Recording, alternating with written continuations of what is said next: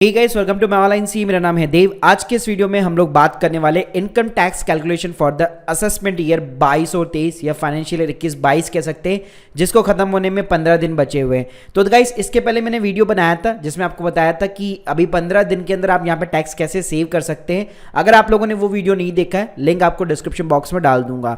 तो गाइस, उस टैक्स को सेव करने के लिए भी पहले आपको ये पता होना चाहिए कि मेरा टैक्स कितना बन रहा है, और वो जानने के लिए आपको करनी पड़ेगी इनकम टैक्स की कैलकुलेशन। तो आज के इस वीडियो के अंदर चाहे कोई भी सैलरी का बंदा हो, सीनियर सिटीजन हो, गवर्नमेंट एम्प्लॉयज हो, प्राइवेट एम्प्लॉयज हो, सबके लिए मैं बताने वाला हूं कि वो अपने आप ही यहां पे खुद जो है इनकम टैक्स की कैसे कैलकुलेशन कर सकता है, ताकि उसको पता लग सके कि कहां पे मुझे टैक्स सेव करना है। तो देखिए गाइस, इसको मैं यहां पे इनकम टैक्स कैलकुलेशन के लिए जो टूल यहां पे यूज में लेने वाला हूं, दोनों ही यहां पे इनकम टैक्स के ऑफिशियल कैलकुलेटर्स है और वेबसाइट है।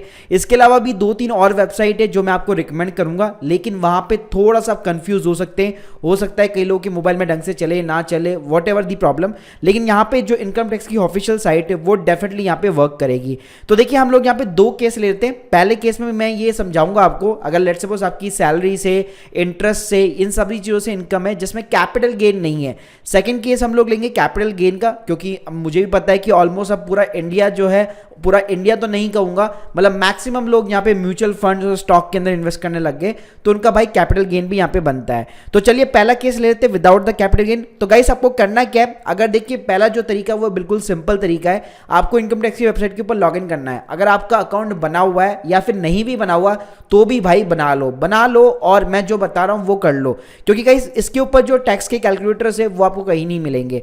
तो देखिए, टैक्स के कैलकुलेटर से आपको क्या करना है, अगर लेट्स सपोज आपकी रिटर्न भी यहाँ पे फाइल हो गई है, तो यहाँ पे वैसे कोई कैलकुलेटर आपको नहीं मिलेगा। आपको सिंपली ई फाइल के जाना है, income tax return file income tax. तो गाइस, अगर आपकी ऑलरेडी रिटर्न फाइल भी हो रखी है तो भी कोई दिक्कत नहीं है। आपको अल्टीमेटली यहाँ पे एज ए रिवाइज रिटर्न जो है चीजें देखनी है कि मेरा यहाँ पे कितना टैक्स बन रहा है, क्योंकि जो पहला असेसमेंट ईयर था और अभी का जो असेसमेंट ईयर है, उन दोनों में कोई भी यहाँ पे चेंजेस नहीं है। सारे के सारे टैक्स स्लिप वही है, सब सेक्शन वही के वही हैं, तो यहाँ पे कुछ भी यहाँ पे फर्क नहीं पड़ने वाला। आपको सिर्फ फिगर्स एक्चुअल में डाल के देखने हैं कि मेरा यहाँ पे कितना टैक्स बन रहा है। सो गाइस, यहाँ पे मैंने सिंपली आईटीआर 1 चूज कर लिए, जिसके अंदर आप सैलरी के और अपनी डिडक्शंस के यहाँ पे फिगर डाल सकते हैं। तो सबसे पहले डायरेक्टली हम लोग ग्रॉस टोटल इनकम के अंदर चलते हैं। तो देखिए, इसका एक और बेस्ट फायदा ये है कि आपको चीजें भी यही बननी है जब आपको अपनी इनकम टैक्स रिटर्न फाइल करनी है। तो उससे बेटर है कि अभी आप प्रैक्टिकली देख ले कि कहां पे कितना मेरा यहाँ पे जो है, कौन सी मैं फिगर डाल रहा हूं जिससे कि मेरा टैक्स बन रहा है। तो सबसे पहले हम लोग चलते हैं सैलरी वाले कॉलम के अंदर। यहाँ पे सिंपली आपको एडिट करना है। तो गाइस, यहाँ पे सबसे पहले आता है salary as per section 17 subsection 1। अब देखिए, यहाँ पे एक डॉट लगा हुआ है, आप देख सकते हैं। यहाँ पे अगर आपके पास में फॉर्म 16 अगर आपके एम्प्लॉयर इशू कर चुका है, ऑब्वियसली मार्च खत्म नहीं हुआ है तो आपके पास मिला नहीं होगा, लेकिन अगर बाई चांस आपको मिल चुका है तो वहां पे आप देख सकते हैं। या फिर अब एआईएस में भी ये चीजें देखने को मिलेगी, लेकिन जो नेक्स्ट असेसमेंट ईयर है, मतलब ये जो खत्म होने वाला ईयर है, उसका अभी एआईएस जो है ऑनलाइन अवेलेबल नहीं है। तो गाइस, आपको क्या करना है, आपको मिलती होगी अपनी सैलरी की स्लिप उठा लो, और उसके अंदर जितनी भी बेसिक सैलरी लिखी हुई है उन सबको ऐड कर लो, पूरे 12 महीने की। ठीक है, मतलब अप्रैल 2021 से लेकर मार्च 2022 तक की जितनी भी बेसिक सैलरी है सबको यहां पे ऐड कर लो। मैं एग्जांपल के लिए इसको ले लेता हूं 8 लाख रुपए। अब गाइस, आपको क्या करना है, थोड़ा सा यहां पे नीचे आना है जहां पे लिखा हुआ है एग्जेम्प्ट अलाउंस। अब देखिए, नॉर्मली 80% केस में आपको हमेशा 2 अलाउंस तो मिलते ही मिलते हैं। एक होता है आपका एचआर है, एक होता है आपका एलटी है। चाहे गवर्नमेंट एम्प्लॉइज हो या फिर मान लीजिए प्राइवेट एम्प्लॉइज भी हो, दोनों को ये चीजें मिलती है।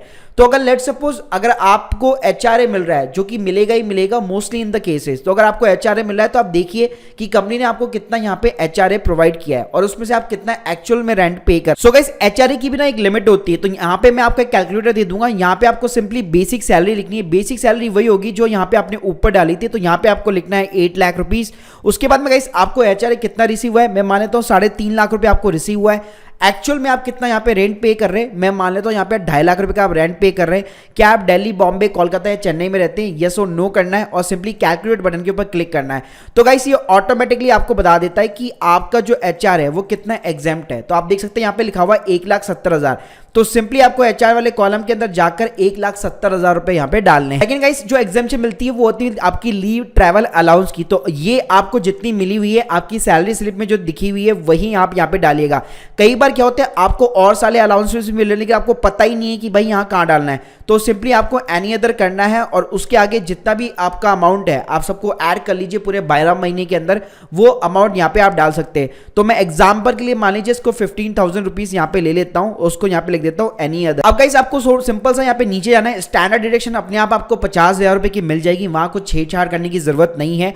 उसके बाद में आता है प्रोफेशनल टैक्स। प्रोफेशनल टैक्स केवल कुछ ही स्टेट के अंदर एप्लीकेबल है, जो महाराष्ट्र के एम्प्लॉय है, जो कर्नाटक के एम्प्लॉयज है, उनको देखना पड़ेगा कि मेरा हर साल प्रोफेशनल टैक्स जाता ही नहीं जाता। अगर जाता है तो मैं आपको अमाउंट बता देता हूं, ये 2500 रुपए के अराउंड आपका प्रोफेशनल टैक्स जाता ही होगा। तो गाइस ये आ चुकी है आपकी इनकम फ्रॉम द सैलरी, मतलब 5,62,500 रुपए आपकी टैक्सेबल सैलरी है 8 लाख रुपए में से, बाकी की आपने यहाँ पे एग्जेम्पशन ले ली है।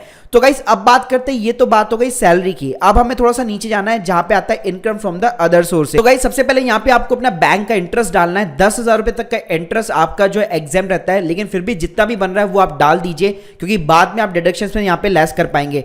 तो मैं मान लेता हूँ एग्जाम्पल के लिए 8,000 रुपए मेरा इंटरेस्ट बन रहा है और ये कहां से मिलेगा, सेविंग अकाउंट का स्टेटमेंट डाउनलोड कर लीजिए और वहां पे सिंपली आप देख सकते हैं पूरे 12 महीने के अंदर कितना आपको इंटरेस्ट मिला है। इसके अलावा गाइस अगर आपने यहाँ पे कोई भी एफडी वगैरह करा रखी बैंक से तो उसका भी आपको कितना इंटरेस्ट मिला है अपनी एफडी की रिसिप्ट देखिए, या फिर आपके 26 एएस में भी ये आपको चीजें मिल जाती है। तो गाइस अब यहाँ पे मेरी सैलरी डल चुकी है, मेरी अदर इनकम भी डल चुकी है, सिंपली यहाँ पे आपको कंफर्म करना है ताकि दोनों इनकम आपकी यहाँ पे ऐड होके आ जाए।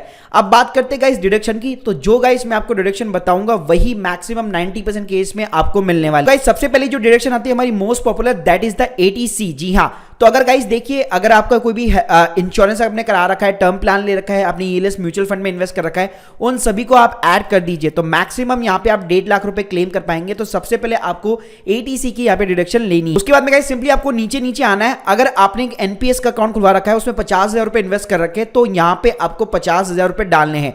बाकी अगर मैं गवर्नमेंट एम्प्लॉयज की बात करूं तो उनके केस में एटीसीसीडी1 भी हो सकता है। अगर ऐसा कोई आपके पास में अमाउंट है तो यहाँ पे भी आप अमाउंट इंसर्ट कर सकते हैं। इसके अलावा गाइस नेक्स्ट डिडक्शन आपकी आती है एटीटीटीए। यहाँ पे आपका जो भी इंटरेस्ट मिला है आपको सेविंग अकाउंट के ऊपर, जो जैसे मैंने बताया आपका 10,000 रुपए तक यहाँ पे एग्जेम्प्ट होता है। तो हमने ऊपर देखा था 8,000 रुपए डाला था, तो यहाँ पे 8,000 रुपए की डिडक्शन आपको सेविंग इंटरेस्ट के ऊपर क्लेम करनी। इसके बाद गाइस हमारे नेक्स्ट पॉपुलर डिडक्शन है ATGG। तो देखिए अगर आपको एचआरए नहीं मिल रहा है तो सिंपली अगर आप रेंट पे कर रहे हैं, आपके पास में रेंट की रिसिप्ट भी है, तो इसको आप 60,000 तक यहाँ पे क्लेम आउट कर सकते। उसके बाद में गाइस आता है हमारा ATD। तो गाइस ATD के अंदर सिंपली आप जितना भी हेल्थ इंश्योरेंस अपना प्रीमियम पे कर रहे हैं वो यहाँ पे आपको डालना पड़ता है। तो सबसे पहले तो आपको ये पूछेगा आप सीनियर सिटीजन है या नहीं है, तो आपको नो कर देना है। आपका हेल्थ इंश्योरेंस मान लीजिए 13,000 का है, यहाँ पे आपको 5,000 रुपए का मेडिकल चेकअप का भी यहाँ पे मतलब क्लेम मिल जाता है। तो या तो आप ये खुद के लिए ले सकते हैं या फिर आप अपने नीचे पेरेंट्स के लिए ले सकते हैं, लेकिन दोनों में से एक कॉलम के अंदर ये 5,000 रुपए डलेगा और इसके लिए कोई भी प्रूफ की भी रिक्वायरमेंट नहीं। इसके अलावा guys next most popular deduction आती है हमारी डोनेशंस की। अगर आपने पीयर केयर फंड इन सभी में या किसी चैरिटी ऑर्गेनाइजेशन में पैसा डाल रखा है, डोनेट किया है, तो वहां पे आप पैन नंबर इंसर्ट करके यहाँ पे जो उसकी डिडक्शन ले सकते हैं, लेकिन ध्यान रखिएगा आपको उस ऑर्गेनाइजेशन का पैन नंबर चाहिए होगा। उसके बाद में गाइस नीचे वाले दोनों कॉलम को सिंपली आपको कंफर्म करना है, प्रोसीड बटन के ऊपर क्लिक करना है। तो देखिए आपके सामने पूरी की पूरी एक समरी आ जाती है कि आपने क्या क्या चीजें इसके अंदर डाली है और कितना आपका टैक्स बन रहा है। तो आप देख सकते हैं यहाँ पे मेरा टोटल टैक्स कुछ भी नहीं बन रहा है। यहाँ पे 6 लाख हम लोगों ने पहले 6,20,500 का हमारा ग्रॉस टोटल इनकम हुआ, जिसके अंदर हमारी सैलरी और अदर इनकम दोनों ही यहाँ पे ऐड हो गई। उसके बाद में गाइस हमने एडीसी की 1.5 लाख की डिडक्शन ली, उसके बाद में एनपीएस की डिडक्शन ली, उसके बाद में हमने हेल्थ इंश्योरेंस की डिडक्शन ली, फिर हमने बेसिकली डोनेशंस की डिडक्शन ली, उसके बाद में गाइस हमने रेंट पे की भी यहाँ पे डिडक्शन ली। लेकिन ध्यान रखिएगा ये आप तभी डालिएगा जब आपका ऊपर एचआरए क्लेम नहीं हो रखा हो। मैंने बाय डिफॉल्ट यहाँ पे डाल दी है, लेकिन आप तभी डालिएगा अगर आपने एचआरए क्लेम नहीं किया है। उसके अलावा जो सेविंग अकाउंट पे इंटरेस्ट था उसकी मैंने यहाँ पे डिडक्शन ले ली है। तो ऐसे करके मेरी टोटल टैक्सेबल इनकम 3,12,000 आ गई है, जिसके ऊपर मेरा यहाँ पे टैक्स निल हो गया है। आपके केस में हो सकता है ये इनकम ज्यादा हो रही है और उसके ऊपर टैक्स बन रहा हो, तो आपको यहाँ पे और ऊपर वाले यहाँ पे आपको देखना पड़ेगा कि किस तरह से आप यहाँ पे टैक्स जो है सेव कर सकते हैं। साथ में गाइस इस समरी को आप डाउनलोड भी कर सकते हैं, ताकि जैसे ही यहाँ पे आपकी इनकम टैक्स रिटर्न फाइलिंग शुरू होती है हमारे करंट वाले फाइनेंशियल ईयर के लिए, तो इजीली आप सारी चीजें यहाँ पे डाल सकते हैं। सो अब गाइस हम लोग ले लेते हैं सेकंड केस, जिसमें मैं आपको बताऊंगा कैपिटल गेन। जी हाँ, तो आपको गाइस क्या करना है, जो मैंने आपको मेथड बताया वो आपको यहाँ पे सिंपली डाउनलोड कर लेना है। तो आप देख सकते हैं यहाँ पे हमारी head under under the head of the salary से इनकम आ चुकी है, अदर सोर्सेस यहाँ पे इनकम आ चुकी है। तो गाइस इस लिंक को सिंपली आपको ओपन करना है, यहाँ पे आपको सिंपली असेसमेंट ईयर चूज करना है, यहाँ पे आपको रेसिडेंट चूज करना है। अब देखिए इनकम फ्रॉम द सैलरी कितनी आपकी आ रही है वो सिंपली यहाँ पे आपको इंसर्ट करना है, मतलब आपको वापस कैलकुलेशन करने की जरूरत नहीं है, जो उसके अंदर आ रहा है सिंपली आपको वही डालना है। यहाँ पे जो जो चीजें थी वो सारी मैंने यहाँ पे पुट आउट कर दी है। आप देख सकते हैं इनकम फ्रॉम सैलरी मैंने यहाँ पे लिख दी है 58,000 रुपए अदर सोर्सेस के आगे, और उसके अलावा जो डिडक्शन थी आप शो डिटेल्स करके जहां जहां जो चीजें मैंने बताई थी वो सारी चीजें आप डाल सकते हैं। तो गाइस ये आपकी जो पहले वाली जो चीज थी वही की वही यहाँ पे आ चुकी है। अब इसमें आपको कैपिटल गेन कैसे इंक्लूड करना है, तो गाइस यहाँ पे कैपिटल गेन का सेक्शन दिया हुआ है, आपको सिंपली शो डिटेल्स के ऊपर क्लिक करना है। अब यहाँ पे दो सेक्शन है, other than section 11A and cover under section 11A। तो गाइस ये वाला जो सेकंड वाला कॉलम है, अगर आपका शॉर्ट टर्म कैपिटल गेन है आप सिंपली अपना ब्रोकर का अकाउंट जो है लॉगिन कीजिए, वहां से आप रिपोर्ट डाउनलोड कर सकते हैं, वहां पे आपको सारी चीजें दिख जाती है कि कितना आपका शॉर्ट टर्म कैपिटल गेन है और कितना आपका लॉन्ग टर्म है।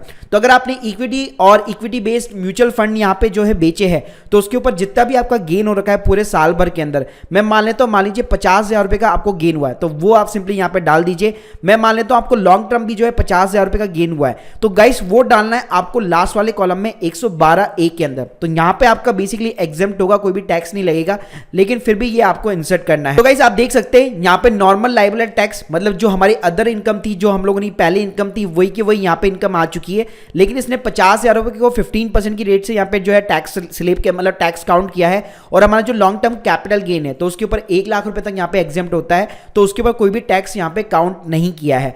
तो गाइस इस तरह से आप अपनी सैलरी, अदर इनकम और कैपिटल गेन तीनों के ऊपर यहाँ पे टैक्स आसानी से इस कैलकुलेटर की मदद से भी यहाँ पे कैलकुलेट कर सकते हैं, अगर आपको लॉग इन नहीं करना या आपको मैंने जो पहला तरीका बताया वो आपको पसंद नहीं आया। तो गाइस इन दोनों ही मेथड से आप एक कॉम्प्रिहेंसिव तरीके से अपना पूरा टैक्स जो है कैलकुलेट कर सकते हैं। So guys hope you like this video, please subscribe our channel. अगर आप लोगों की कोई भी डाउट्स है कमेंट सेक्शन के अंदर जरूर बताइए। Thank you guys, thank you very